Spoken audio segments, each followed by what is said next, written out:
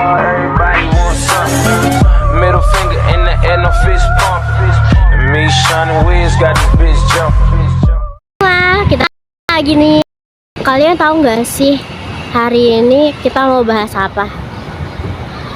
Ayo, ada bisa tebak? Pada kali ini kita akan membahas mengenai adat Minang. Jangan lupa tonton sampai habis ya. Guys, kita kan mau bahas tentang adat Minang nih. Nah, kira-kira kalian tahu nggak sih adat Minang tuh adanya di mana? Jadi adat Minang tuh ada di provinsi Sumatera Barat, di Kepulauan Sumatera nih. Nah, di mana ini tuh suku yang penduduknya paling banyak di Sumatera Barat dan juga paling terkenal loh di sana. Nah, kalian tahu nggak nih sejarahnya itu gimana sih? Penasaran nggak?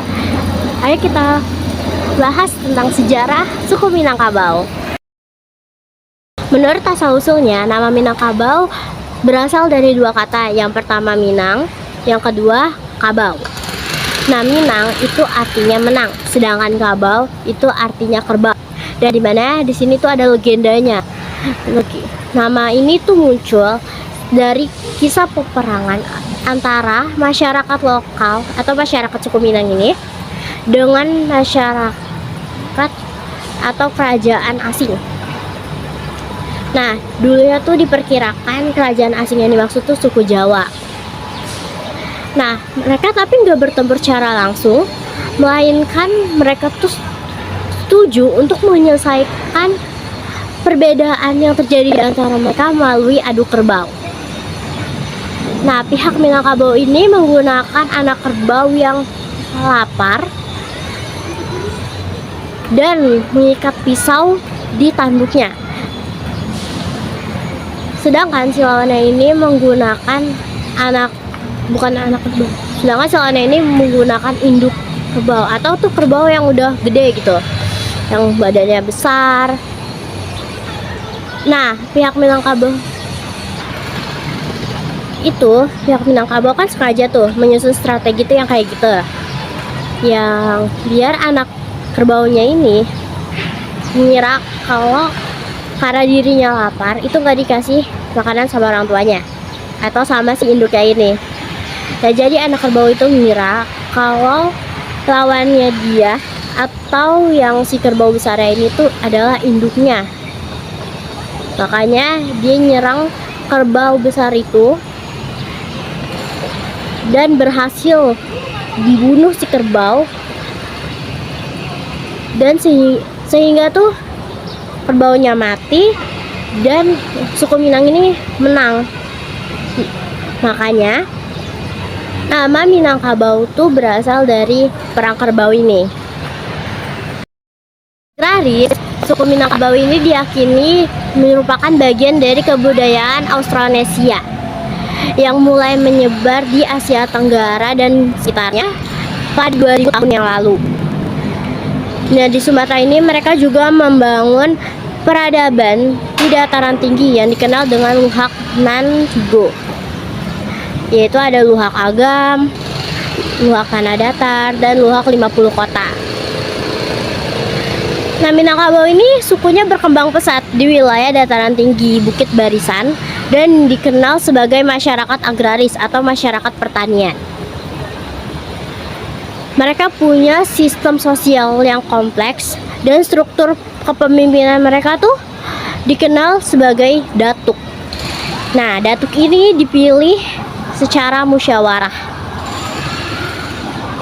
Nah, sistem kepemimpinan mereka juga didukung oleh sistem nagari, yaitu unit administratif tradisional yang ada di Minangkabau. Nah, pada abad ke-14, Kerajaan Pagaruyung muncul sebagai pusat kekuasaan di Minangkabau. Kerajaan ini berkembang pesat dan menjadi pusat perdagangan serta kebudayaan yang ada di Sumatera Barat. Kerajaan Pagaruyung punya pengaruh yang besar terhadap Hindu, Buddha, meskipun akhirnya mereka dipengaruhi oleh agama Islam yang masuk sekitar abad ke-16. Pada abad ke-16, Islam mulai menyebar di kalangan masyarakat Minangkabau melalui perdagangan dan ulama yang datang dari Aceh dan daerah sekitarnya. Pada awalnya, Islam hidup berdampingan dengan tradisi lokal yang disebut dengan tradisi suku Minang. Tapi pada awal abad ke-19 terjadi perpecahan antara kaum adat dan kaum agama.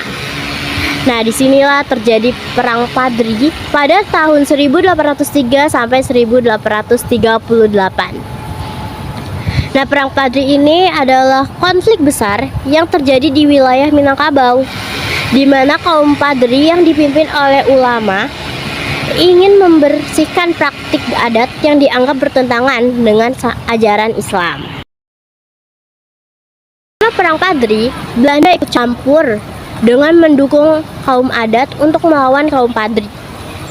Nah, setelah perang, Belanda semakin memperkuat kendali mereka atas Sumatera Barat. Tapi meskipun berada di bawah kekuasaan Belanda, Minangkabau tetap mempertahankan banyak elemen budaya dan identitasnya sebagai suku yang ada di Sumatera Barat. Minangkabau juga dikenal dengan budaya Mentuna, di mana banyak anggota masyarakat Minangkabau meninggalkan kampung halaman untuk mencari kehidupan yang lebih baik di daerah lain. Tradisi merantau ini menyebabkan terbentuknya komunitas masyarakat Minangkabau di berbagai wilayah Indonesia dan bahkan di luar negeri juga ada, terutama di daerah Malaysia. Tapi meskipun mereka berada di perantauan, banyak orang Minangkabau yang tetap memegang teguh tradisi dan adat mereka. Nah, ada satu ciri khas utama dari budaya Minangkabau, yaitu tentang sistem matrilineal, di mana warisan dan garis keturunan ini diturunkan melalui pihak perempuan atau pihak ibunya. Nah, pada sistem ini, tanah dan harta warisan itu akan diberikan kepada anak perempuan, sementara untuk anak laki-laki itu biasanya merantau. Di sini saya akan menjelaskan tentang kesenian, musik, dan budaya khas Minangkabau. Suku Minangkabau memiliki warisan budaya yang kaya dan kompleks, mencakup berbagai bentuk kesenian, musik, dan tradisi yang kuat dipengaruhi oleh adat istiadat dan agama Islam. Berikut adalah penjelasan lengkap tentang kesenian, musik, dan budaya Minangkabau. Yang pertama, saya akan membahas tentang kesenian khas Minangkabau. 1. Tari tradisional. Tari-tarian Minangkabau sangat dipengaruhi oleh filosofi adat serta unsur-unsur Islami. Gerakan tari Minang biasanya bersifat halus, melambangkan kedisiplinan, kesopanan, dan kehormatan. Beberapa tari tradisional Minang yang terkenal antara lain: yang pertama, tari piring. Tari ini merupakan salah satu tarian paling terkenal di Minangkabau. Penari akan menggunakan piring di tangan mereka dan menampilkan gerakan yang dinamis dan cepat. Piring tersebut biasanya digoyang-goyangkan tanpa terlepas dari tangan penari. Tari piring mencerminkan rasa syukur kepada Tuhan setelah panen. Yang kedua, ada tari payung. Tari ini menggambarkan cinta dan perlindungan, sering ditarikan oleh pasangan pria dan wanita dengan menggunakan payung sebagai simbol pelindungan pria terhadap wanita. Tari ini sering dipentaskan dalam acara pernikahan. Yang kedua, ada tari randai. Randai merupakan kesenian tradisional Minangkabau yang menggabungkan seni tari, musik, dan teater. Cerita dalam randai biasanya diambil dari cerita rakyat Minangkabau, dan para pemain membentuk lingkaran besar sambil menyanyikan syair dan memperagakan gerakan silat. Yang kedua, kita akan membahas tentang seni bela diri atau silat Minang. Silek atau silat Minangkabau adalah seni bela diri tradisional Minangkabau yang diwariskan turun-temurun. Silek tidak hanya dipelajari untuk pertahanan diri, tetapi juga mengajarkan disiplin, kepribadian, dan kearifan lokal dalam pertunjukan. Silek sering digabungkan dengan unsur seni seperti tari dan musik tradisional. Yang ketiga, kita akan membahas seni ukir dan arsitektur. Rumah tradisional Minangkabau, rumah gadang, tidak hanya terkenal karena bentuk atapnya yang menyerupai tanduk kerbau, tetapi juga kaya dengan ukiran artistik. Setiap ukiran pada Rumah gadang memiliki makna simbolis yang berkaitan dengan kehidupan dan alam. Pola-pola geometris, motif flora, dan simbol hewan sering ditemukan dalam ukiran kayu khas Minangkabau. Selain itu, seni kerajinan tenun songket Minangkabau juga memiliki nilai seni yang tinggi. Songket Minangkabau dibuat dengan teknik menenun yang rumit, menggunakan benang emas atau perak yang ditenun ke dalam kain. Yang keempat, saya akan membahas tentang musik khas Minangkabau. Musik tradisional Minangkabau mencerminkan perpaduan antara adat dan pengaruh Islam. Musik di Minangkabau biasanya dimainkan untuk mengiringi upacara adat, tarian, dan acara keagamaan. Alat musik tradisional Minangkabau terdiri dari yang pertama ada saluang. Saluang adalah seruling bambu sederhana yang terbuat dari bambu tipis dan panjang. Musik saluang memiliki suara yang mendayu-dayu dan sering digunakan untuk mengiringi lagu-lagu yang menceritakan kisah cinta dan kerinduan. Yang kedua ada gandang atau gendang. Alat musik perkusi ini digunakan untuk mengatur tempo dalam musik tradisional Minangkabau.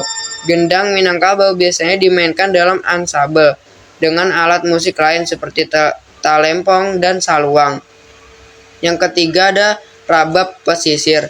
Rabab adalah alat musik gesek tradisional Minangkabau yang biasanya dimainkan untuk mengiringi randai dan pertunjukan rakyat lainnya. Alunan rabab sering digunakan dalam musik yang bersifat melankolis. Yang keempat ada dendang Minang.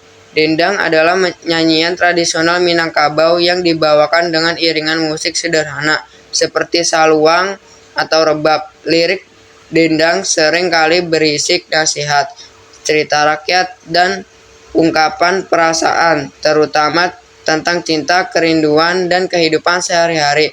Gaya dendang sangat khas dengan vokal yang mendayu-dayu dan penuh ekspresi. Beberapa jenis dendang Minangkabau antara lain, yang pertama ada dendang saluang, lagu-lagu yang diiringi oleh alat musik saluang. Yang kedua ada dendang Pariaman, jenis dendang yang berasal dari wilayah Pariaman dengan ciri khas melodi yang cepat dan dinamis. Yang kelima, kita akan membahas tentang budaya khas Minangkabau. Sistem matrilineal, salah satu ciri khas yang paling menonjol dari budaya Minangkabau adalah sistem matrilineal, di mana garis keturunan dan warisan diambil oleh pihak ibu.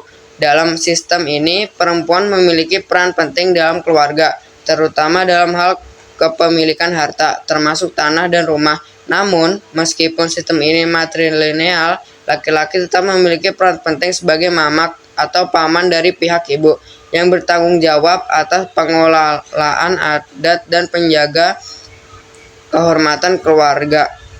Yang ketujuh, saya akan membahas tentang upacara adat. Yang pertama, upacara pernikahan. Pernikahan adat Minangkabau biasanya diawali dengan upacara batimbang tanduk, yaitu pertukaran simbol atau tanda sebagai ikatan awal antara kedua keluarga. Prosesi pernikahan Minang biasanya diwarnai dengan kemeriahan, musik tradisional, dan pakaian adat yang mewah. Manjalang adalah salah satu bagian dalam upacara pernikahan di mana pengantin pria mengunjungi keluarga pengantin wanita dengan iringan musik dan tarian. Yang kedua, ada upacara turun mandi. Upacara ini dilakukan ketika seorang bayi baru lahir dan diperkenalkan kepada masyarakat serta lingkungan. Turun mandi merupakan bentuk syukur kepada Tuhan atas kelahiran bayi. Yang ketiga ada upacara Batagak Penghulu. Ini adalah upacara pengangkatan pemimpin adat atau penghulu. Proses karena penghulu adalah tokoh yang memimpin kaum atau suku dalam urusan adat. Yang keenam, saya akan membahas tentang adat Basandi, Syarak Basandi, Kitabulah. Filosofi ini berarti adat Minangkabau bersendikan pada syariat Islam dan syariat Islam bersendikan Al-Quran. Dalam kehidupan sehari-hari, masyarakat Minangkabau menjalankan adat dan budaya yang selaras dengan ajaran Islam. Keseimbangan antara adat dan agama terlihat dalam berbagai aspek kehidupan, termasuk dalam upacara adat, pernikahan, dan kehidupan sosial. Yang ketujuh, saya akan membahas tentang upacara adat. Yang pertama, upacara pernikahan. Pernikahan adat Minangkabau biasanya diawali dengan upacara batimbang tando, yaitu pertukaran simbol atau tanda sebagai ikatan awal antara kedua keluarga. Prosesi pernikahan Minang biasanya diwarnai dengan kemeriahan, musik tradisional, dan pakaian adat yang mewah. Manjalang adalah salah satu bagian dalam upacara pernikahan di mana pengantin pria mengunjungi keluarga pengantin wanita dengan iringan musik dan tarian. Yang kedua, ada upacara turun mandi. Upacara ini dilakukan ketika seorang bayi baru lahir dan diperkenalkan kepada masyarakat serta lingkungan. Turun mandi merupakan bentuk syukur kepada Tuhan atas kelahiran bayi. Yang ketiga, ada upacara Batagak Penghulu. Ini adalah upacara pengangkatan pemimpin adat atau penghulu. Proses pengangkatan penghulu sangat sakral karena penghulu adalah tokoh yang memimpin kaum atau suku dalam urusan adat. Baik, di sini saya akan menjelaskan tentang poin-poin penting rumah gadang. Poin yang pertama, arsitektur dan bentuk. Bagian yang pertama, gonjong. Atap rumah melengkung menyerupai tanduk kerbau, ciri khas utama rumah gadang. Lalu bagian yang kedua, panggung. Rumah ini berbentuk panggung dengan tiang-tiang penyangga dari kayu yang tidak ditanam di tanah, menjadikannya tahan gempa. Lalu yang ketiga, ukiran. Dinding dihiasi ukiran kayu dengan motif flora dan fauna yang memiliki makna filosofis. Lalu yang kedua, fungsi sosial dan adat. Rumah gadang dihuni oleh keluarga besar dan mengikuti sistem matrilineal, di mana warisan dan keturunan mengikuti garis ibu. Berfungsi sebagai tempat upacara adat seperti pernikahan, pengangkatan penghulu, dan musyawarah keluarga. Yang ketiga, sistem matrilineal. Keturunan dan kepemilikan harta diwariskan melalui garis ibu. Perempuan memiliki hak milik atas rumah, sedangkan laki-laki bertugas sebagai mamak atau pemimpin adati yang mengelola keluarga. Yang keempat, ukiran dan simbiolisme. Setiap ukiran di rumah gadang memiliki makna seperti motif pucuak rabuang atau pertumbuhan dan motif kaluak paku atau kecerdasan. Yang kelima, jenis-jenis rumah gadang. Jenis yang pertama, terdapat rumah gadang Gajah Maharam yang memiliki lebih besar dengan gonjong yang banyak. Yang kedua, rumah gadang Surambi Papek, lebih kecil dengan gonjong sedikit. Yang ketiga, rumah gadang Batingkek, rumah 2 lantai. Yang keenam, peran dalam kehidupan sosial. Pusat kegiatan sosial dan adat mencerminkan nilai gotong royong dalam masyarakat Minang. Yang ketujuh, modernisasi. Meskipun banyak yang beralih ke rumah modern, rumah gadang tetap dipertahankan untuk acara adat. Beberapa menggunakan bahan modern seperti atap seng. Yang kedelapan, filosofi. Rumah gadang mencerminkan filosofi adat Basandi Syarak, Syarak Basandi Kitabullah, yang menyatukan adat dan agama Islam dalam kehidupan masyarakat Minangkabau. Rumah gadang adalah simbol identitas dan budaya Minangkabau yang mencerminkan sistem sosial, nilai adat, serta keindahan arsitektur tradisional. Rendang adalah masakan khas Minangkabau, berbahan daging sapi yang dimasak lama dengan santan dan rempah-rempah. Rasanya gurih, daya rempah dan terkenal di seluruh dunia. Rendang bisa berbahan kering, tutan lama atau masak kalio, serta melambangkan nilai kesabaran dan kebersamaan dalam budaya Minang. Dari yang udah kita bahas tadi, kita pasti tahu nih kesimpulannya, Minangkabau itu punya kekayaan budaya yang sangat kuat, termasuk arsitektur tradisional rumah gadang, alat musik, seni sastranya, dan tradisi lisannya itu sangat amat kaya akan budaya dan sangat kental akan budaya mereka. Nah, tujuan kita untuk membuat video ini, tentu kita mengharapkan agar kalian semua yang melihat video ini tuh tahu dan dapat melestarikan budaya adat Minang yang ada di Indonesia kita tercinta ini. Makasih ya guys sudah nonton sampai selesai. Bye bye.